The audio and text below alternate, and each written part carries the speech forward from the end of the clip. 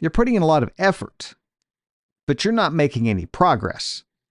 And you still have a drain that won't go down.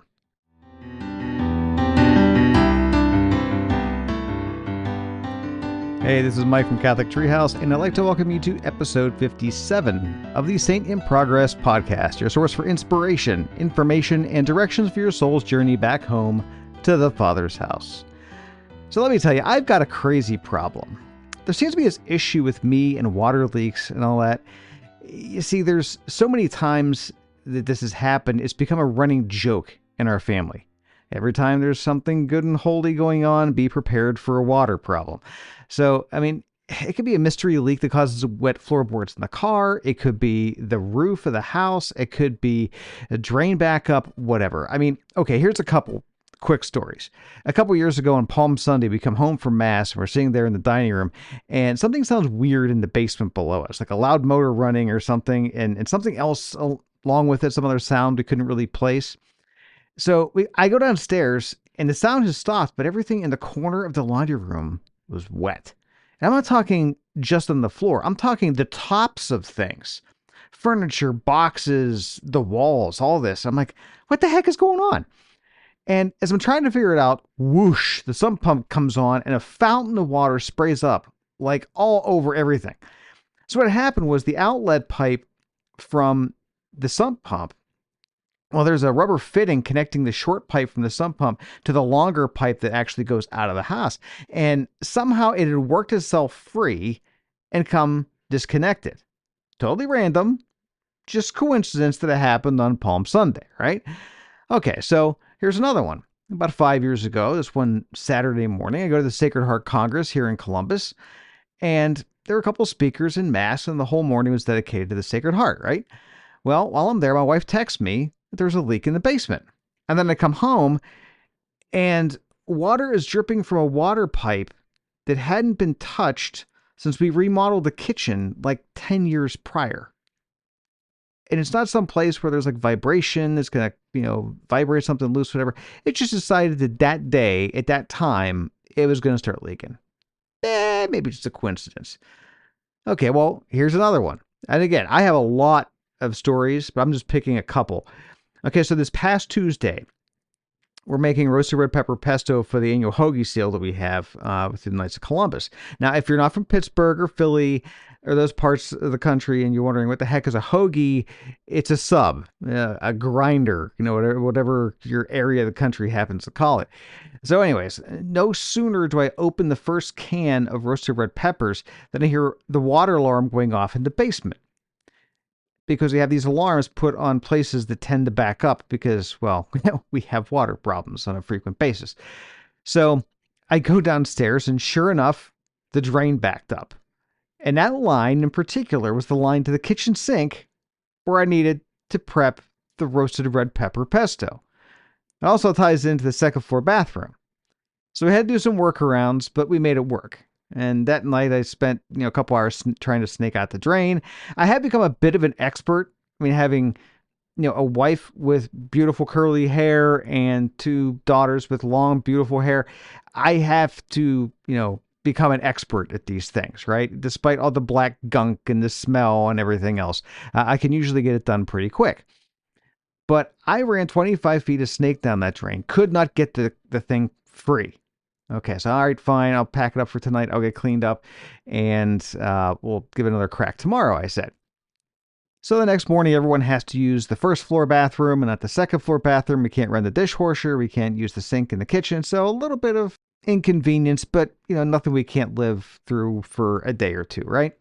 So I spent most of Wednesday trying to get it unclogged and still no luck. And I had to break down and call in an expert. And it came early Thursday morning, brought in this, big auger and had to unclog in about 15 minutes.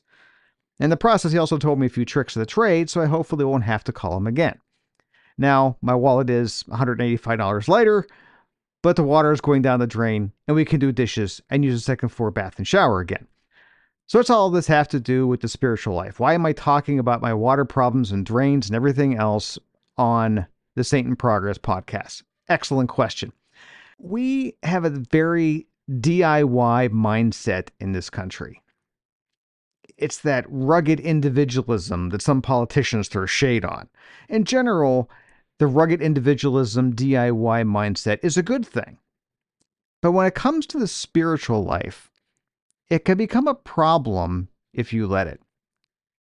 You see, if you keep DIYing something that you don't have the skills to do and the objectivity to do, you're like me trying to clear out that drain. You're putting in a lot of effort, but you're not making any progress. And you still have a drain that won't go down. You still can't run the dishwasher or use the kitchen sink. And you're still down to one working bathroom with 2 teenage daughters and a spouse. So, what areas of your spiritual life require an expert? Well, there are a couple. Let's start with spiritual direction.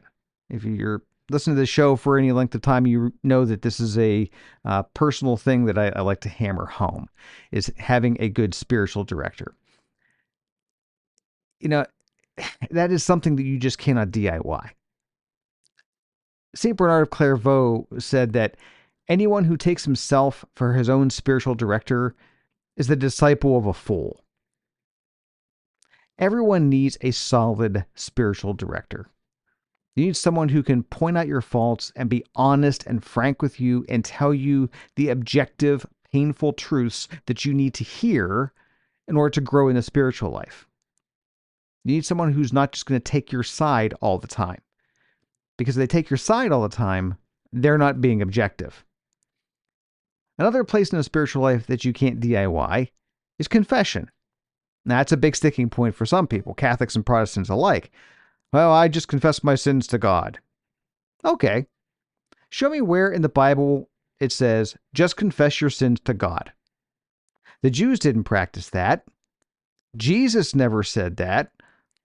You can't DIY reconciliation with the Almighty. You need to get to a priest and have a sacramental confession. And hey, you know what? Lent is coming up fast. This is a great time to go. Okay, one other place that you can't DIY is spiritual healing. If you have spiritual wounds, deep, painful wounds of the heart, you can't just muscle through them. Unhealed spiritual wounds will fester and be a weak spot that the enemy can press on whenever he wants to get a reaction out of you. For that, you need to invite Jesus in to help heal you. Jesus Christ is the master physician, and he'll come and do the work that needs done. Every situation is different, so I'm not going to give you any prayers to say or whatever. That's the job of your spiritual director or your pastor. But the point is, if you have spiritual wounds, if someone has hurt you deeply, you can't just bury it or medicate it or try to ignore it. The medication, therapy, all those things might be essential component to healing. You still need Jesus Christ to come in and heal you. So talk to your spiritual director or your pastor and get Jesus Christ involved in the spiritual healing that your heart needs. So in all these examples, you're calling the experts, right? You're having the humility to say, I can't do this on my own. I need someone who has the power tools and the knowledge and experience and wisdom to use them and use them well to help me grow in the spiritual life. And that is how my plumbing issues ended up becoming the topic of this week's podcast. Okay, thanks for listening, everyone. Be sure to check out What Are We Looking For and all of the other great books we offer at CatholicTreehouse.com. And if you're in the Central Ohio area, be sure to check out the Catholic Treehouse table at the Columbus Catholic Men's and Women's Conferences in just a few weeks. I'm very excited to be at both conferences this year. We'll have a table at both, so be sure to stop by and say hi. Michael Hayek and Kevin Lowry will both be at the men's conference autographing copies of their books. And I've also been bending a lot of wire recently and have some great new rosary designs for you to choose from if you're looking for a new rosary for yourself or for a loved one for a special occasion. Catholic Treehouse will also be publishing a few new books later on this year. I have several in the pipeline, including one on the Sacred Heart and one on finding those lost sheep. that you might know that might be part of your family.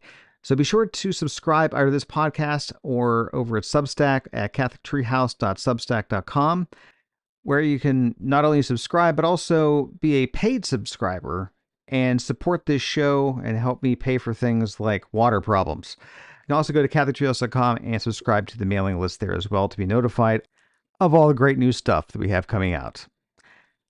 As always, love God and neighbor, call that expert and get to confession and stay in a state of sanctifying grace. Pray your rosary and pray for the salvation of souls, especially all those who've fallen away from the faith. And most of all, remember, my friends, you are a saint in progress, so go out there and be a saint.